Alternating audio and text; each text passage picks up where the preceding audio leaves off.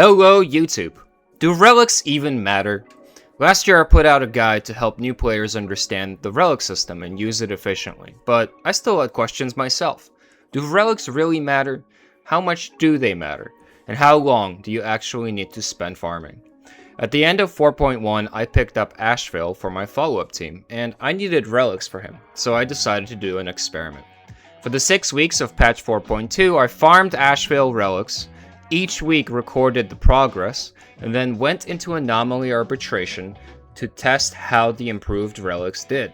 How much of a difference did each relic really make? First, I'm only talking about armor relics in this video. Getting good planers with the right substats is rare, and I consider it a waste of time. I synthesize and reroll all my planers and recommend you do the same. I'm also only talking about DPS relics. Getting good relics on supports does matter, but if this Sparkle loses some speed or crit damage because the relic isn't perfect, the difference in performance will not be that big. Finally, for relic quality, MiHoYo's substat system counts attack as equal to crit substats. That's obviously wrong. I count attack percent rolls as half a crit roll. So for example, these two Evernight pieces are the same value for me. Let's get started. In the first week, we are lucky to get a couple of crit and crit damage chests. You expect around one each per week, and I have had cases where you don't get any. Ours come with good subs, but doesn't roll too well. It's a decent start, however. Boots are the next hardest piece to finish. We get a decent pair that rolls 3 times into crit. 3 to 4 rolls is exactly what we're looking for as a starting line. Gloves are usually easier, but unfortunately we only get 2 potential gloves, and the best one only rolls for 2 subs. Headpieces are also supposed to be easy, but our best piece rolls for 2 crit rolls and a bunch of speed, which is mostly useless for Asheville. This is the resulting build, starting with 9 subs on the armor pieces. The planers are pieces I've had on Mose from farming for Fei Shao. This is the team I would normally run for an Asheville Hypercarry showcase. If you saw the Welt video, you know this team could clear the night with 3 stars. But I wanted to really focus on the effects of the relics themselves, so I nerfed the team further by using Welt instead of RMC. Note, I do have E2 Dan. Let's show the first test now. Okay, so I do have Asheville in the middle. You can have him on the left and he can get a little bit more attack percent that way. But if you put him in the middle, there is a lot of cleave like this. And I do want to make sure that cleave is always hitting him. So for the purposes of energy optimization, I prefer him actually being in the middle. Same thing for Robin, obviously for the same reasons. And here, I do want to get this ult as soon as possible. But we don't quite get it. So here we'll just wait a little bit. Yeah, I think we'll ult this just for the sake of energy optimization. And we're gonna wait 8 more AV for Welt. To get this energy out. Yeah, this is fine. And I do want Welt to get his ult up before this next turn. Okay, but now I will ult. So now we're inside this ult. And I do want this last follow-up to get the full Robin buff as well as the Welt buffs. So now we get full damage buffs. Great. Now our goal is to get a second ult for ourselves. Okay.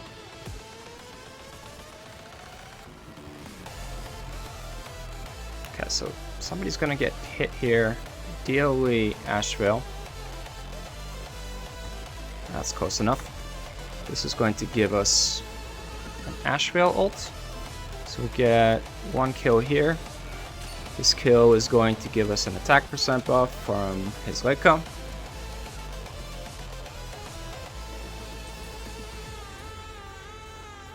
Okay.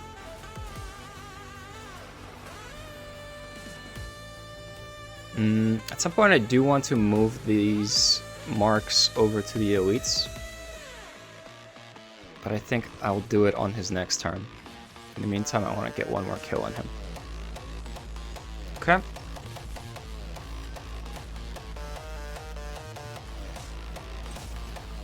Okay, if he get hits. Asheville, are we back inside? No, not quite. Okay, Robin's out of her ult. Let's try to get her back in. If we get our ult here, I think I will use it for the sake of getting back inside the Robin ult faster. Okay, so I will kill one more non-elite, and then I'll start doing damage on the elites. This should get us our Robin ult. Yeah, Asheville is far away. He's at 40 AV, so I think it's worth it to do this ult here. Okay, just do a regular attack. Ult. Good, that didn't quite kill it. Okay, now I want to move this over to the elite. Apply Welt's debuffs.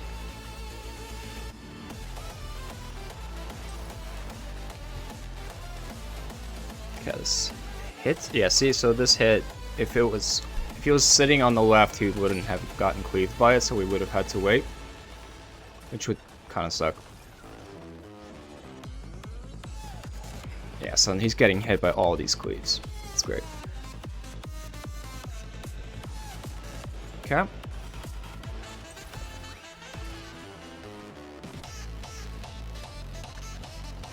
Left is going to get one more turn.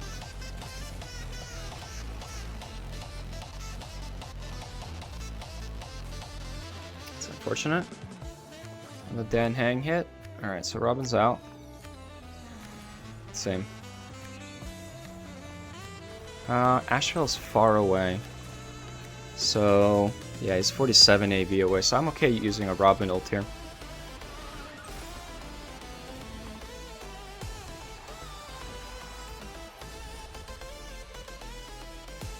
I guess this doesn't really matter. Okay, so I do want to move this back to the non-elites. I think we've lost our attack percent buff, so we should rebuff as soon as we can. Okay, and now it's just the elites that are left.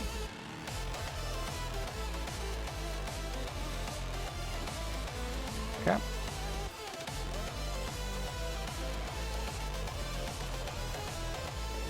Yeah, so we will want to kill this one to get the attack buff back.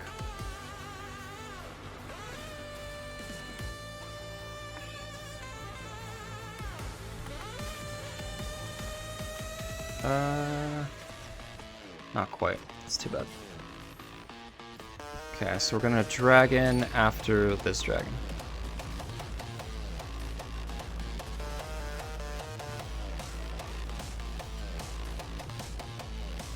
Yeah, let's get all of these follow-ups out of the way before the Robin ult ends.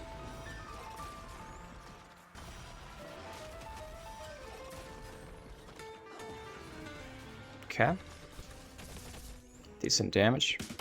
If Robin gets her ult here, I think I'm okay ulting right away. Asheville's pretty far away. I don't want to wait for that.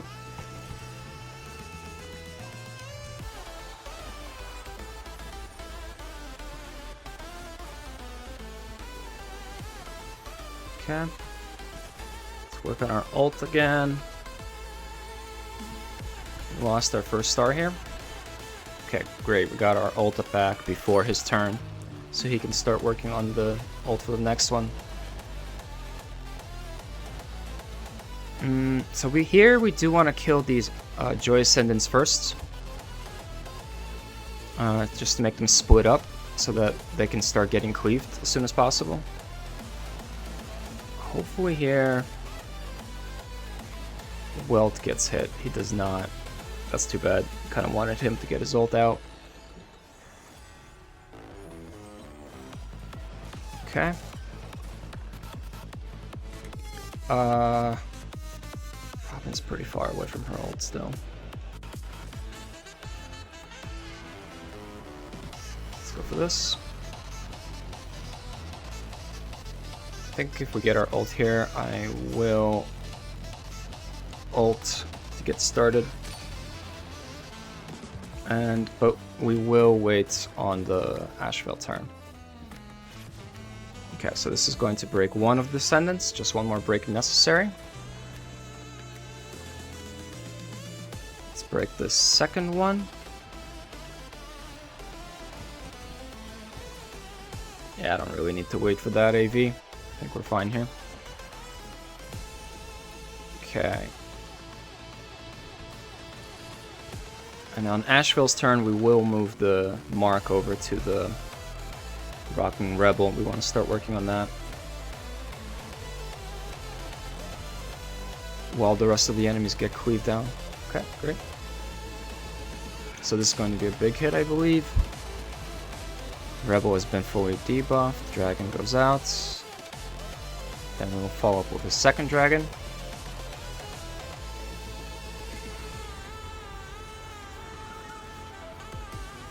And now our pace will be decided in large part by whether we can get an ult fast.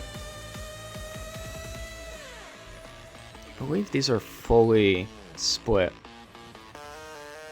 Just there's just one more split. Joy Ascendant Finale. Yeah, these are all finales. So our goal is here to just get an ult for Asheville as fast as possible, which unfortunately is not happening because they're refusing to hit him. It gets slowed down a little bit there. Okay, and I believe this should be the kill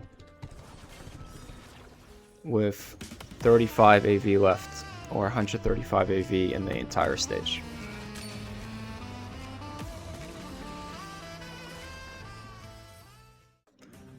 Getting 1 star and clearing is a good start, but we want to improve on that. So in week 2, we go back to farming relics and start with a perfect helm. 6 sub-rolls is what I look for in my pieces. 7 sub-rolls is possible, but too rare to use as an actual goal. We also get a nice hero gloves with 4 rolls into crit, an average relic, but a big upgrade over last week. We get another crit chest that again rolls poorly and ends up as a side grade to the last week's piece. And for boots, we get 1 candidate, but it rolls the same as the one from last week, so there's no need to upgrade it completely. That brings our total number of subs on armor pieces to 15. For testing, I'm not going to show the full run. You got the general idea from last week's footage. I'll just show the final result for the record.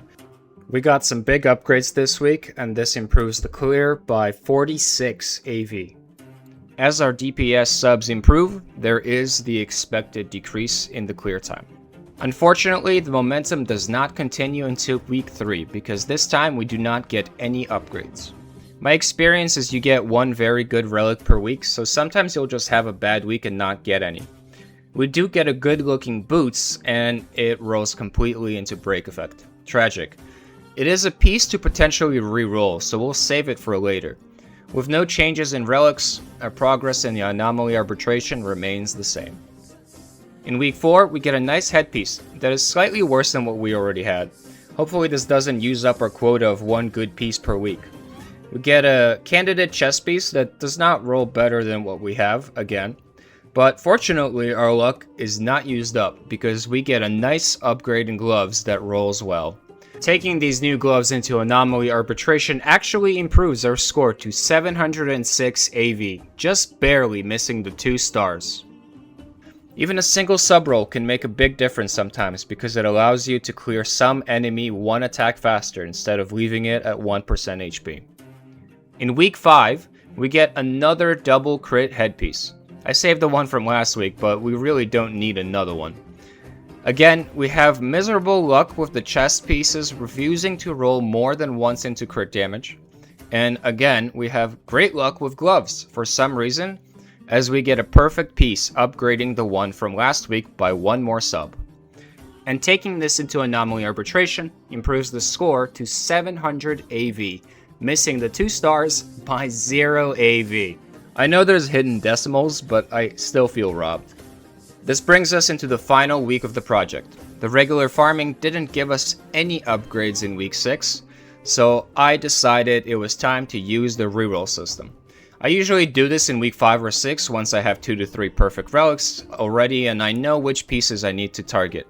First, we start with the boots. Remember the double crit boots that rolled into break in week 3? I was hoping to find another pair, but these were really the only double crit boots I saw all patch. So now it's time to reroll them. The first reroll goes all into speed. The second reroll improves a bit by giving us 4 crit rolls. This is decent, and it is the minimum that I'm looking for in boots. The third reroll goes back to its obsession with break effect. The fourth reroll goes back into speed. I decide to stop rolling here and stick with the 4 crit subs that we got in the second reroll for now. This leaves us with the chest piece, for which I use the synthesis system. For 6 weeks, you would have been scrapping bad pieces, and now is the time to put them to use. Once you're left with only one relic that you need to upgrade, take the scrap you've accumulated and just start spamming that slot. You'll find a couple of crit pieces. They probably won't roll well, but eventually, after around 9,000 scrap, I found this beauty that rolled 3 times into crit. After this week's upgrades, this is the final build, and taking it into Anomaly Arbitration, the 3 new subs help us to finally get over the 2-star barrier and improve our score all the way to 652 AV. So to recap, do relics matter? Absolutely. Going from 0 to hero over 6 weeks, we improved Asheville's performance by an entire cycle. Relics won't get you full stars on their own. Your team needs to pull upgrades, but if you're missing 3 stars by 50 AV, and you have average relics, then spending a few weeks to get more perfect set of relics could definitely push you over that finish line.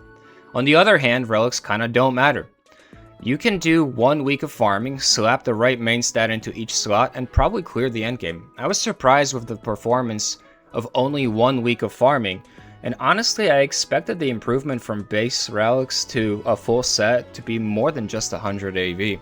I think my advice for farming relics on a new account is to now start with 2 weeks of farming for your DPS instead of the 3 I was recommending before. However, once you have more free energy to go back for more farming, I do think 6 weeks is the sweet spot for getting a character to a state that can be considered mostly finished. One final note about Relic Recon. How good are the relics that you get from these events? You get 100 random relics, but that's split between planers and armors. So compared to our data, you're really only getting about 67 armor relics. That converts to about 11 days of farming a cavern, or just under 2 weeks. But all the relics that you get from Relic Recon come with 4 lines instead of 3, and the relic quality will be slightly better. So let's just say around 2 weeks of farming equivalency is what we expect, so around 15 to 16 subs based on our data. I did Relic Recon for Rappa. She wants break speed and attack as a secondary stat. And yeah, 4-4-5-3, a total of 16 subs on the armor relics. Pretty much what we would have guessed. So Relic Recon does give you a good baseline that can make a character instantly functional. You can get lucky and get even better. But in the long term, you will probably need to do a couple more weeks of actual farming to fill in the gaps. Anyway, let's wrap things up. Subscribe and like, join the Discord, the link is in the description. I'll let the video finish with the full team's builds. I'll see you in the next one.